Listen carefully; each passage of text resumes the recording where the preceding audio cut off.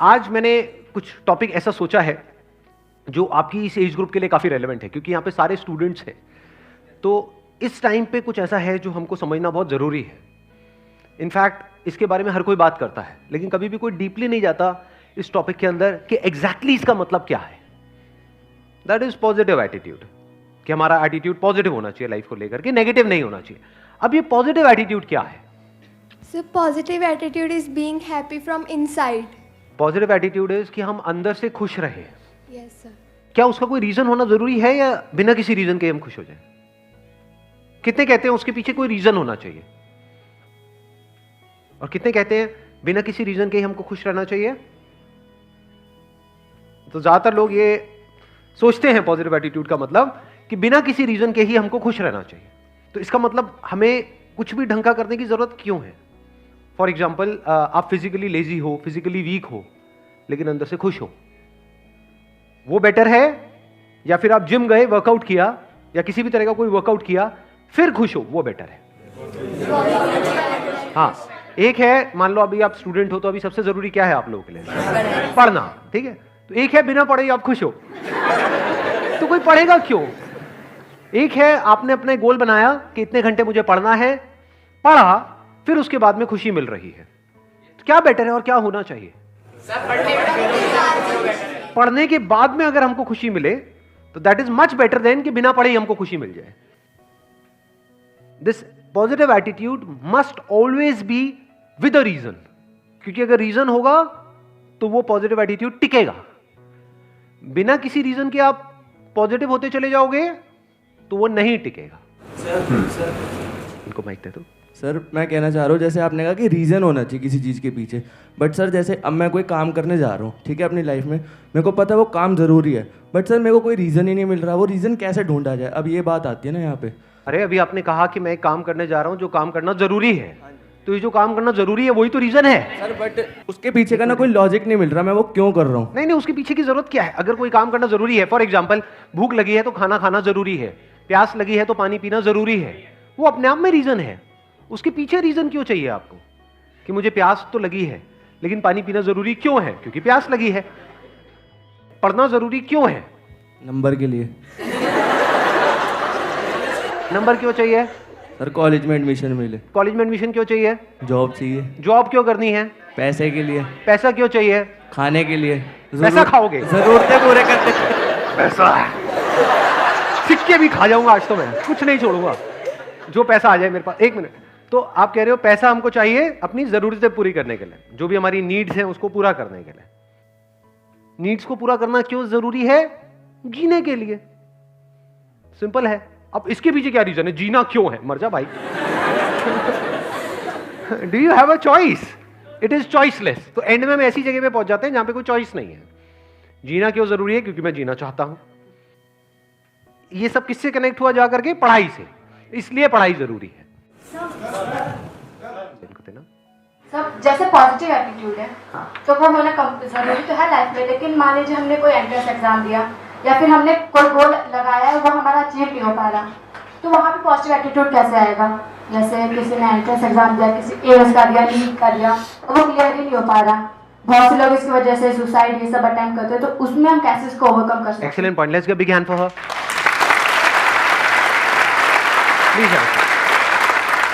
बड़ा अच्छा पॉइंट इन्होंने बोला है कि हम कोई एंट्रेंस क्रैक करने की कोशिश कर रहे हैं, तो वहां पे पॉजिटिव एटीट्यूड का मतलब क्या कि मेरा होगा, ये है पॉजिटिव एटीट्यूड।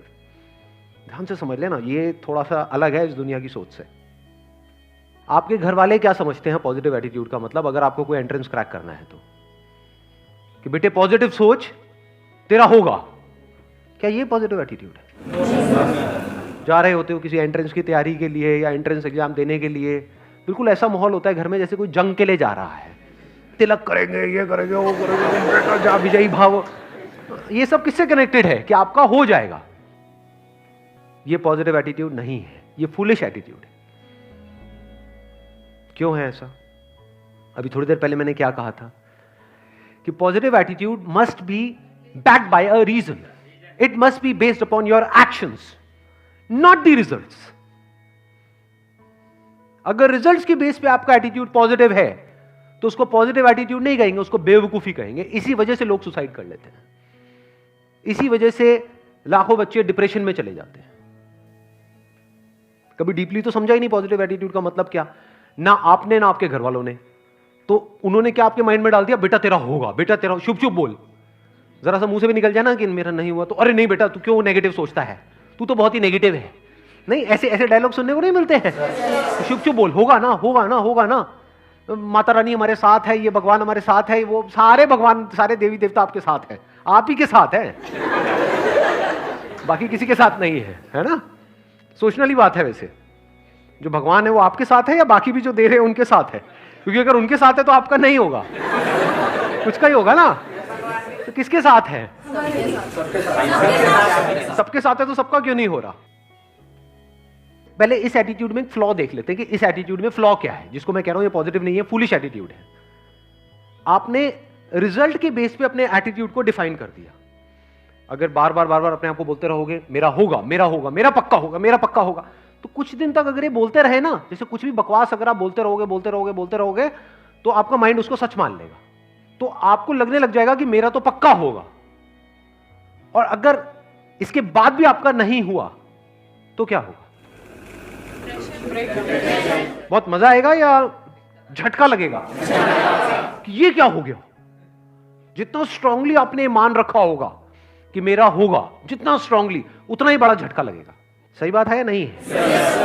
मतलब स्ट्रांगली मानने का मतलब क्या है? जितनी बड़ी एक्सपेक्टेशन उतना ही बड़ा झटका, जब वो एक्सपेक्टेशन पूरी नहीं होती, उतना ही बड़े लेवल पे आपका दिल टूटेगा, उतना ही आपको बुरा लगेगा। अब यहां पे क्या किया जाए? क्योंकि जो होना है या नहीं होना है, क्या वो आपके हाथ में है? क्यों नहीं है आपके हाथ में? आप कहते रहे हो नो सर, क्यों नहीं है आपके हाथ में? जैसे कुछ चीजें हैं जो हमारे हाथ में है। फॉर एग्जाम्पल यहां पर एक बॉटल पड़ी है, इस बॉटल को मैंने उठाना है, क्या ये मेरे हाथ में है या नहीं है? कितना मेरे हाथ में है? मतलब इज इट 1%, 2%? 100%। गया, बॉटल को उठाया, काम खत्म हुआ। मैं कह रहा हूं एंट्रेंस में होना ना होना आपके हाथ में नहीं है। क्यों नहीं है? सीट लिमिटेड है, क्योंकि आप अकेले नहीं हो ना। सोचो इसी बॉटल को उठाने के पीछे कंपटीशन होता। यहां पर अभी मैंने अकेले ने उठाया, लेकिन मैं आपके बीच में कंपटीशन करा दूं। जो भी आकर के सबसे पहले इस बॉटल को उठाएगा और अगले 5 मिनट बाद भी जिसके हाथ में बॉटल होगी उसको 1 लाख रुपए मिलेगा। बोतल तो बचेगी, आप नहीं बचोगे। बिल्कुल इसी तरह से होता है जब हम कंपटीशन में अपना जो एटीट्यूड है या अपनी जो पॉजिटिविटी है वो डिफाइन कर देते हैं according to the result. Positive attitude must be based upon your actions. Actions में क्या क्या आ गया? जो भी एक्शंस आपने पास्ट में लिए हैं या अभी प्रेजेंट में ले रहे हो या फ्यूचर में लेने वाले हो। It must not be based upon results. क्यों it must not be based upon results? क्योंकि एक्सपेक्टेशंस बहुत ज्यादा बढ़ जाती हैं, और जब वो एक्सपेक्टेशंस पूरी नहीं होती है तो नंबर 1 हम पूरी तरह से टूट जाते हैं।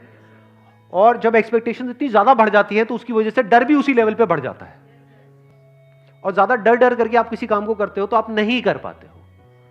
लेकिन अगर आपके एक्शन 100% हो, जो भी सक्सेसफुल होने के लिए आपको जिस लेवल के एक्शंस लेने पड़ेंगे, एक्शंस अगर 100% हो, एक्सपेक्टेशन 0% हो, तब क्या चांसेस हैं आपके सक्सेसफुल होने के? ऑलमोस्ट 100%। इसलिए मैं कह रहा हूं कि attitude and positivity and this positive thinking, positive attitude must be based upon your actions. अपने एक्शंस को ऑब्जर्व करना है, अपनी स्ट्रेंथ्स को ऑब्जर्व करना है, उसके बेस पे डिसीजंस लेने हैं। उसके बेस पे अगर आपके अंदर एटीट्यूड है तो वो अच्छा है।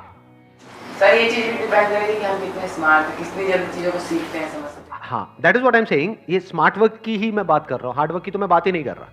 बिकॉज ज्यादा पढ़ने से कुछ नहीं होता है किसी एंट्रेंस को क्रैक करने के लिए।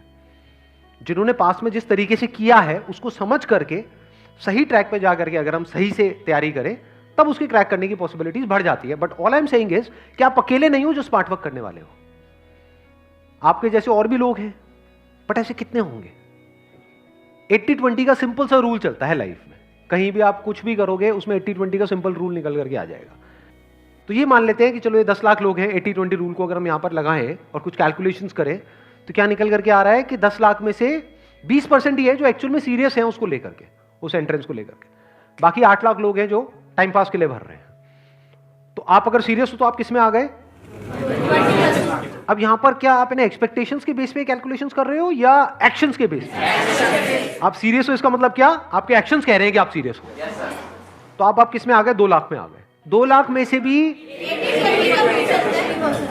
20% लोग ऐसे हैं जिनके अंदर एक्चुअल में कैपेबिलिटी है उसको क्रैक करने की। 80% लोग हैं जो सीरियस तो बहुत है, बहुत ज्यादा सीरियस है, जिनको एक्सपेक्टेशंस पूरी है लेकिन उनमें कैपेबिलिटी ही नहीं है। जैसे फॉर एग्जांपल कोई रेस है, मैं आपसे पूछता हूं इस रेस को जीतने की कैपेबिलिटी है आप में या नहीं है? सारे बोल देंगे हाँ है। जब भागेंगे तब पता लगेगा कि किसमें कितना दम है कि नहीं? Because that is a competition. जब भी आप कॉम्पिटिशन में जा रहे हो तो आपको एनालिसिस करना होता है कि मेरी कैपेबिलिटी क्या है in comparison to other people. That is called competition.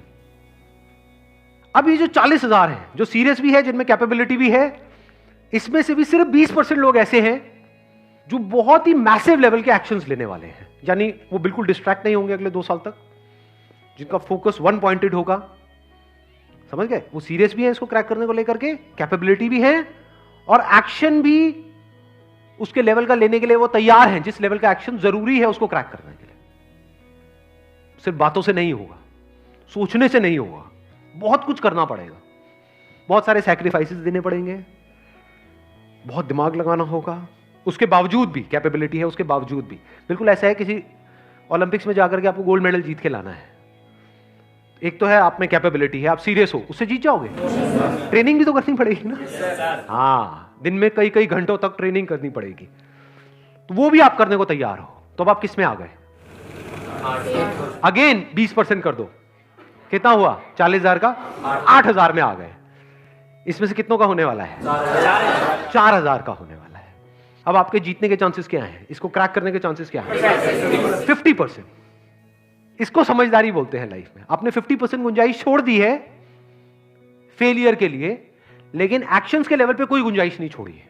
और आपका एटीट्यूड इस पे बेस्ड है, आपका जो प्लान है वो इस पे बेस्ड है कि अगर मेरे को एक्चुअल में इस पॉसिबिलिटी को 50% रखना है तो मुझे ये सब कुछ करना पड़ेगा जिसकी अभी हम बात कर रहे हैं।